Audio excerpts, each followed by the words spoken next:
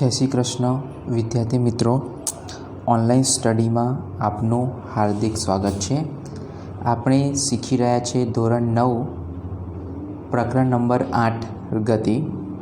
વિદ્યાર્થી મિત્રો, આપણે આગળના વિડીયોની અંદર નિયમિત ગતિ અને અનિયમિત ગતિ એટલે શું, ત્યારબાદ ઝડપ અને સરેરાશ ઝડપ આપણે વ્યાખ્યાયિત કરી હતું।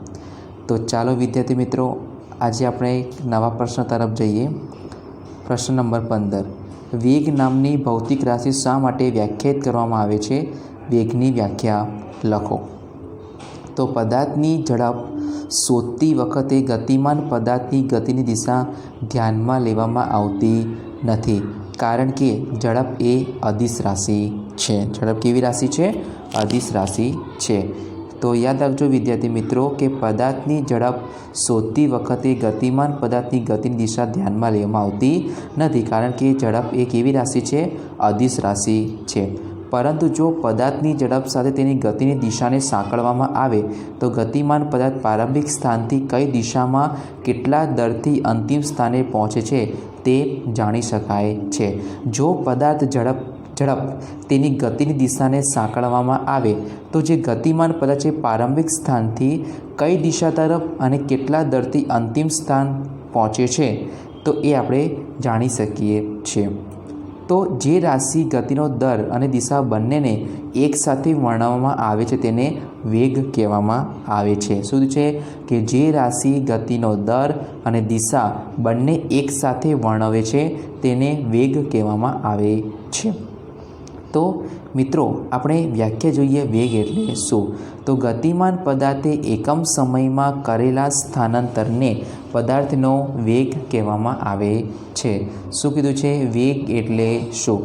તો જે ગતિમાન પદાર્થે એકમ સમયમાં જેટલું સ્થાનાંતર કરેલું હોય તેને પદાર્થનો વેગ કહેવામાં આવે છે, અથવા ગતિમાન પદાર્થના સ્થાનાંતરના અથવા સ્થાનમાં થતા ફેરફારના સમય દરને પદાર્થનો વેગ કહેવામાં આવે છે। શું છે?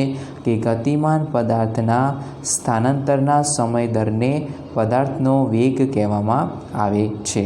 તો ફરીથી યાદ રાખજો વિદ્યાર્થી મિત્રો, વેગ એટલે શું? તો ગતિમાન પદાર્થે એકમ સમયમાં કરેલા સ્થાનાંતરને પદાર્થનો વેગ કહેવામાં આવે છે। ત્યારબાદ પ્રશ્ન નંબર 16 લઈએ કે વેગનું માત્ર સૂત્ર લખો અને તેનો એસઆઈ એકમ જણાવો। તે સદિશ રાશિ છે કે અદિશ રાશિ છે? તો વેગનું સૂત્ર શું છે? તો વેગ v બરાબર સ્થાનાંતર ભાગ્યા સમય। શું લખશો? વેગ v બરાબર સ્થાનાંતર ભાગ્યા સમય, એટલે કે સ્થાનાંતરને આપણે s વડે દર્શાવીશું અને સમયને આપણે t વડે દર્શાવીશું। તો વેગ v બરાબર સ્થાનાંતર ભાગ્યા સમય, એટલે કે v બરાબર s/t। તો સ્થાનાંતરનો એસઆઈ એકમ શું છે? મીટર, અને સમયનો એસઆઈ એકમ શું છે? સેકન્ડ। તો આ રીતે વેગનો એસઆઈ એકમ શું થશે? મીટર પ્રતિ સેકન્ડ। શું થશે? મીટર પ્રતિ સેકન્ડ। વેગ એક એવી રાશિ છે, સદિશ રાશિ છે, અને વેગની દિશા કઈ દિશામાં હોય છે? સ્થાનાંતરની દિશા હોય છે। પ્રશ્ન 17, પદાર્થની ગતિના દરનું મૂલ્ય કેવા સંજોગોમાં સરેરાશ વેગના મૂલ્યના પદમાં શોધવામાં આવે છે? સરેરાશ વેગ ક્યારે? પદાર્થના પ્રારંભિક અને અંતિમ વેગના અંકગણિતીય સરેરાશ જેટલો લેવામાં આવે છે। તો મિત્રો, પદાર્થનો જે વેગ છે અચળ અથવા ચલિત હોઈ શકે છે। શું છે? કે પદાર્થનો વેગ અચળ અથવા ચલિત પણ હોઈ શકે છે। તો વેગ 3 રીતે બદલાઈ શકે છે। એક તો છે વેગનું મૂલ્ય એટલે ઝડપ બદલવાથી, ગતિની દિશા બદલવાથી અને ગતિની દિશા ઝડપ બંને બદલવાથી જે વેગનું મૂલ્ય છે એ બદલાઈ શકે છે। તો શું કીધું છે વિદ્યાર્થી મિત્રો કે પદાર્થનો વેગ અચળ પણ હોઈ શકે અથવા ચલિત, એટલે કે વેગ 3 રીતે બદલાય છે। એક તો ઝડપ એટલે કે વેગનું મૂલ્ય બદલી લઈએ, ગતિની દિશા બદલી લઈએ અને ગતિની દિશા અને ઝડપ બંને બદલવાથી વેગ આપણને બદલાઈ જતો જોવા મળે છે। જ્યારે પદાર્થ સુરેખ પથ પર બદલાતા વેગથી ગતિ કરતો હોય ત્યારે તેની ગતિના દરનું મૂલ્ય સરેરાશ વેગના મૂલ્યના પદમાં દર્શાવવામાં આવે છે। શું છે? કે જ્યારે પદાર્થ સુરેખ પથ પર બદલાતા વેગથી જો ગતિ કરતો હોય ત્યારે તેના ગતિના દરનું મૂલ્ય સરેરાશ વેગના મૂલ્યના પદમાં દર્શાવવામાં આવે છે। જ્યારે પદાર્થનો વેગ નિયમિત રીતે બદલાતો હોય અથવા ત્યારે તેના સરેરાશ વેગને તેના પ્રારંભિક વેગ અને અંતિમ વેગના અંકગણિતીય સરેરાશ જેટલો લેવામાં આવે છે.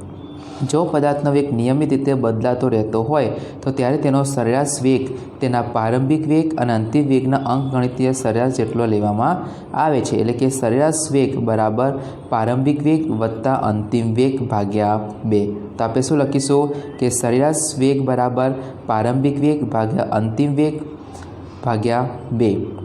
તો ગાણિતિક રીતે VAV બરાબર પ્રારંભિક વેગને આપણે U વડે, અંતિમ વેગને V વડે દર્શાવીશું.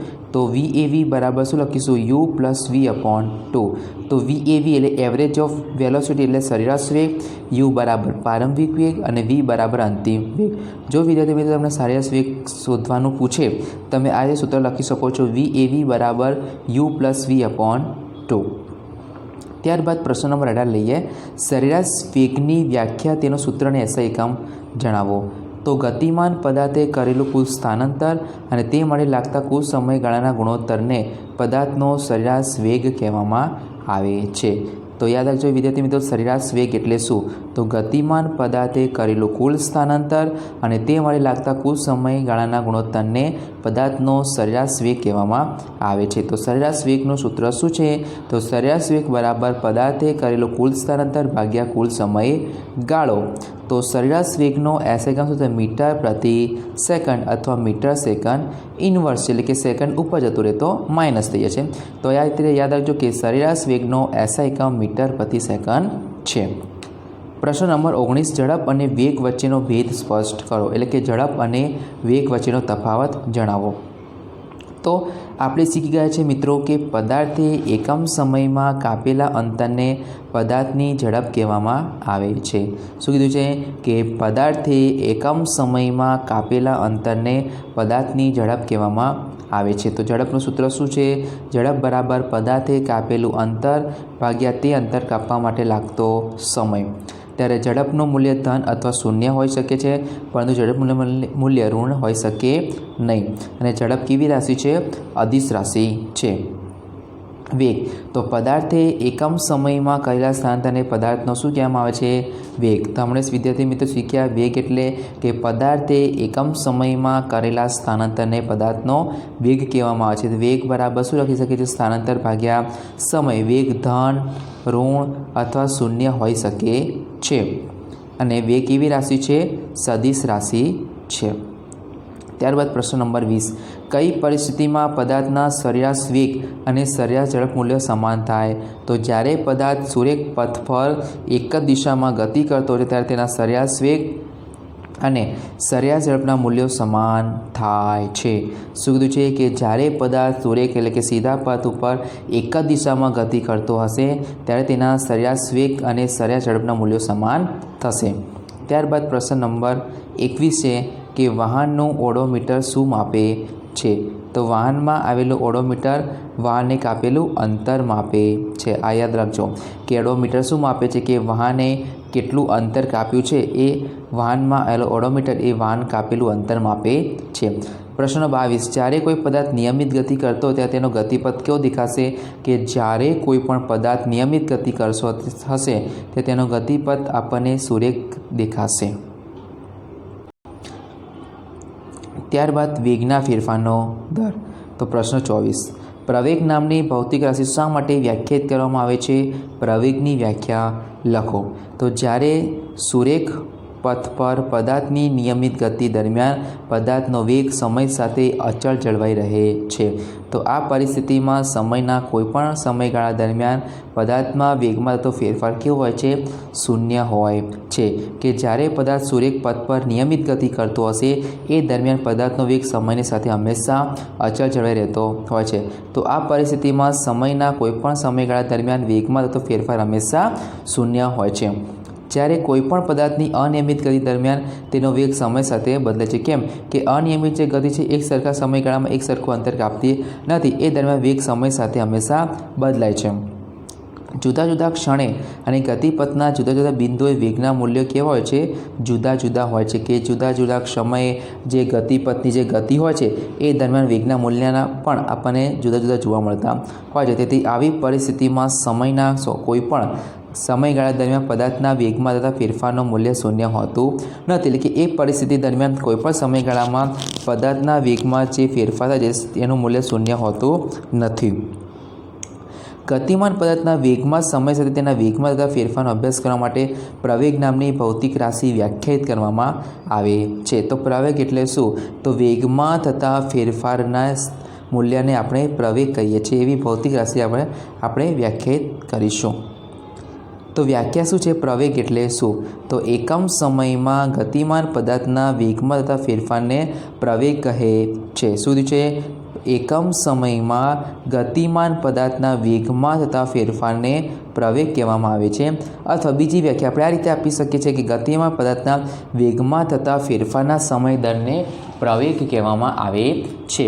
તો યાદ રાખજો ફરીથી વિદ્યાર્થી મિત્રો કે એકમ સમયમાં ગતિમાન પદાર્થના વેગમાં થતા ફેરફારને પ્રવેગ કહે છે અને ગતિમાન પદાર્થના જે વેગમાં થાય છે ફેરફાર એવા સમય દરને પ્રવેગ કહેવામાં આવે છે. તો આ રીતે આપણે પ્રવેગ નામની ભૌતિક રાશિને આપણે વ્યાખ્યાયિત કરી શકીએ છીએ. પ્રશ્ન નંબર 25. પ્રવેગનું માત્ર સૂત્ર લખો અને તે પછી પ્રવેગી ગતિ અને પ્રતિપ્રવેગી ગતિ સમજાવો. પ્રવેગનો એકમ જણાવો. તે સદિશ રાશિ છે કે અદિશ તે જણાવો. તો પ્રવેગ આપણે વ્યાખ્યા શીખી ગયા છે કે એકમ સમયમાં વેગમાં થતા ફેરફારનું માપ. તો પ્રવેગ એ બરાબર વેગમાં થતો ફેરફાર ભાગ્યા સમયગાળો. શું છે? તો પ્રવેગ એ બરાબર વેગમાં થતો ફેરફાર ભાગ્યા સમયગાળો. તો વેગમાં થતો ફેરફાર ડેલ્ટા વી અપોન સમયગાળો ડેલ્ટા ટી વડે દર્શાવીએ છીએ. જો ગતિમાન પદાર્થનો ટી બરાબર 0 સમય વેગ એટલે કે પ્રારંભિક વેગ u હોય અને ટી બરાબર ટી સમય તેનો વેગ એટલે અંતિમ વેગ v હશે તો પદાર્થનો પ્રવેગ u નીચે મુજબ મળે છે. શું કીધું છે? કે જ્યારે ગતિમાન પદાર્થનો ટી બરાબર 0 સમયે વેગ એટલે કે પ્રારંભિક વેગ u હશે અને ટી બરાબર ટી સમય તેનો વેગ એટલે કે અંતિમ વેગ v હશે તો પ્રવેગને આપણે એ વડે દર્શાવી શકીએ છીએ. તો પ્રવેગ એ બરાબર અંતિમ વેગ માઇનસ પ્રારંભિક વેગ ભાગ્યા અંતિમ સમય માઇનસ પ્રારંભિક સમય. તો આ રીતે સૂત્ર પ્રવેગ એ બરાબર અંતિમ વેગ v છે માઇનસ પ્રારંભિક વેગ u છે અંતિમ સમય t છે અને પ્રારંભિક સમય 0 છે. તો આ રીતે પ્રવેગ સૂત્ર આપણે એ બરાબર v minus u upon T વડે દર્શાવી શકીએ છીએ. તો યાદ રાખજો વિદ્યાર્થી મિત્રો કે પ્રવેગનું સૂત્ર તમે પૂછાય તો એ બરાબર v minus u upon T વડે દર્શાવી શકો છો. તો ઉપરના સૂત્ર પર નીચેના બે મહત્ત્વના મુદ્દાઓ ફલિત થાય છે કે જો v ગ્રેટર દેન u હશે તો સમયની સાથે પદાર્થના વેગમાં વધારો થતો હોય તો પ્રવેગનું મૂલ્ય હંમેશા ધન મળે છે. શું કીધું છે કે v એટલે અંતિમ વેગ, u અને પ્રારંભિક વેગ એટલે કે જો સમયની સાથે પદાર્થના વેગમાં વધારો થતો હશે તો પ્રવેગનું મૂલ્ય હંમેશા ધન મળશે. તો પદાર્થ કેવી ગતિ કરશે? પ્રવેગી ગતિ કરશે તેમ કહી શકાય છે. તો અહીંયા પ્રવેગની દિશા એ વેગની દિશામાં જ હોય છે. શું છે? કે પ્રવેગની દિશા એ વેગની દિશામાં લેવામાં આવે છે. બીજું કે v ગ્રેટર દેન u એટલે કે સમય સાથે પદાર્થના વેગમાં શું થાય છે? ઘટાડો થતો હોય તો પ્રવેગનું મૂલ્ય હંમેશા ઋણ મળે છે. ઋણ મળે તો પદાર્થ કેવી ગતિ કરતો હશે? પ્રતિપ્રવેગી ગતિ કરતો હશે અને પ્રવેગ દિશા વેગની વિરુદ્ધ દિશામાં હશે. તો પ્રવેગનો એસ એકમ શું છે? મીટર પ્રતિ સેકન્ડ સ્ક્વેર કે મીટર સેકન્ડ -2 છે. તો CGSમાં તેનો એકમ શું? સેન્ટીમીટર પ્રતિ સેકન્ડ સ્ક્વેર થશે. તો યાદ રાખજો વિદ્યાર્થી મિત્રો કે વેગનો એસ એકમ મીટર પ્રતિ સેકન્ડ છે જ્યારે પ્રવેગનો એસ એકમ મીટર પ્રતિ સેકન્ડ સ્ક્વેર છે. પ્રવેગ એ સદિશ રાશિ છે અને વ્યાપક રૂપે પ્રવેગની દિશા એ વેગના ફેરફારની દિશામાં હોય છે. તો યાદ રાખજો કે જે પ્રવેગની દિશાનું જે મૂલ્ય મળતું હોય એ વેગના ફેરફારની દિશામાં હોય છે. ત્યારબાદ પ્રશ્ન નંબર 26. પ્રવેગ અને પ્રતિપ્રવેગના બે ઉદાહરણો આપો. તો પ્રવેગના ઉદાહરણો કે કોઈ વાહનને પ્રવેગક એટલે કે એક્સેલેટર આપવામાં આવે તો એના વેગમાં શું થાય છે?